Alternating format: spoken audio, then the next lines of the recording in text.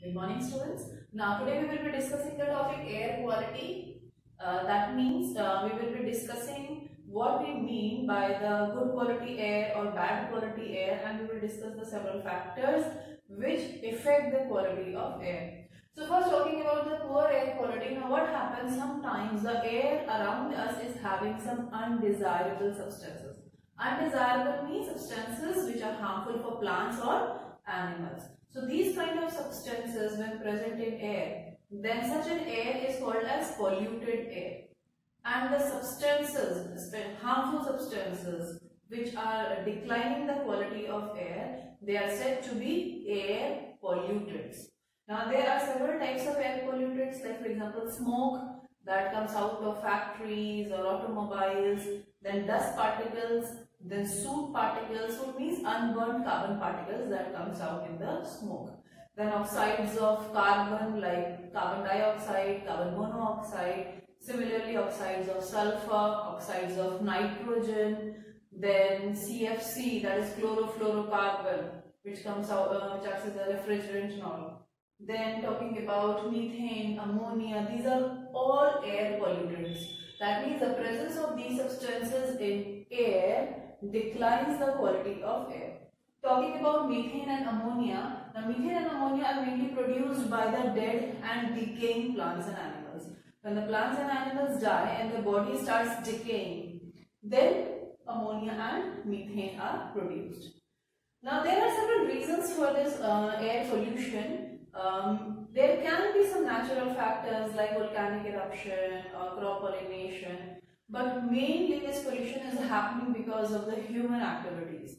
Now the main human activities which are causing the air pollution are burning of fuels, whether it is in industries, whether it is in automobiles or whether it is at home, they are all contributing to air pollution.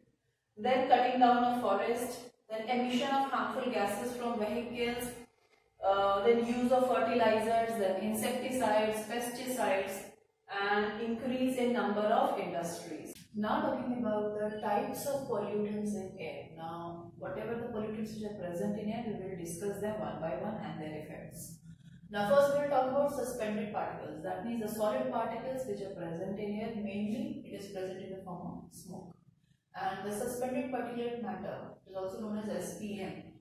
Now, because of the presence of small particles in air, a person develops respiratory problems which may cause asthma and bronchitis later on.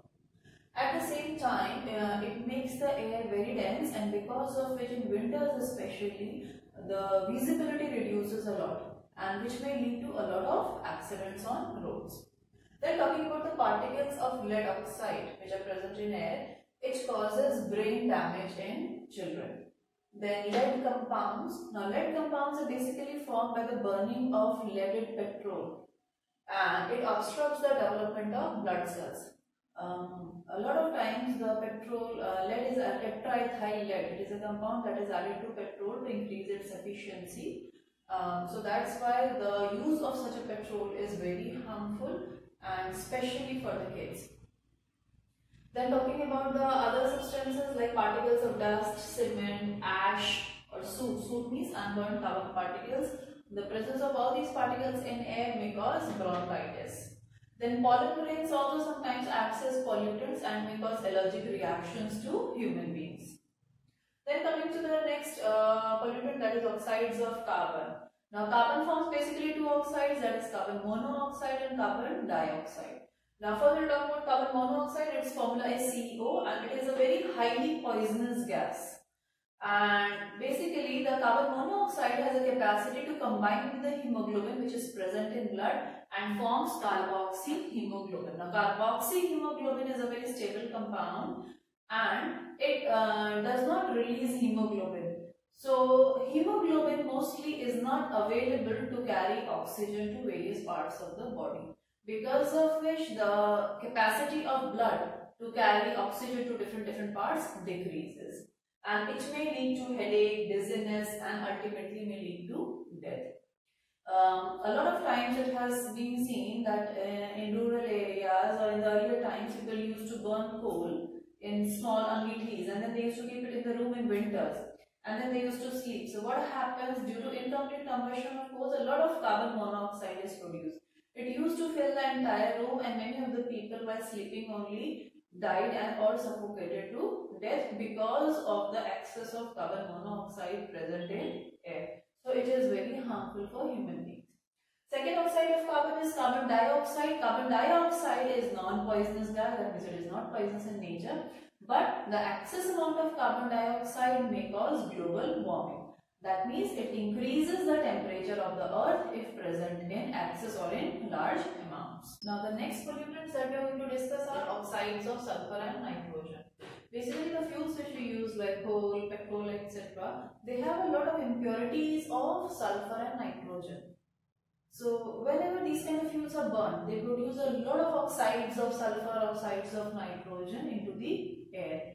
And now first talking about SO2 and SO3. Now these are the oxides of sulfur. Now these gases are very poisonous gases and they may cause respiratory problems.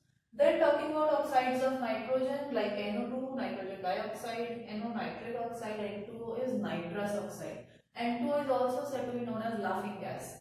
So these oxides of nitrogen again they are responsible for the formation of smoke in winters. That means when smoke combines with fog.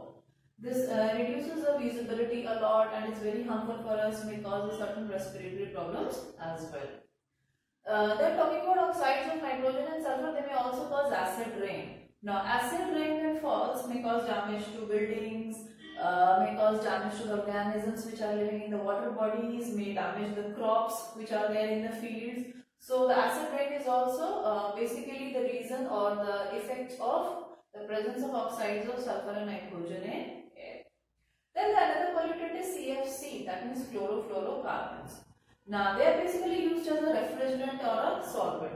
Now this CFC has a tendency to react with the ozone. Ozone is a gas which is present in the stratosphere of atmosphere. There are several layers of atmosphere and the stratosphere is the layer where ozone is present.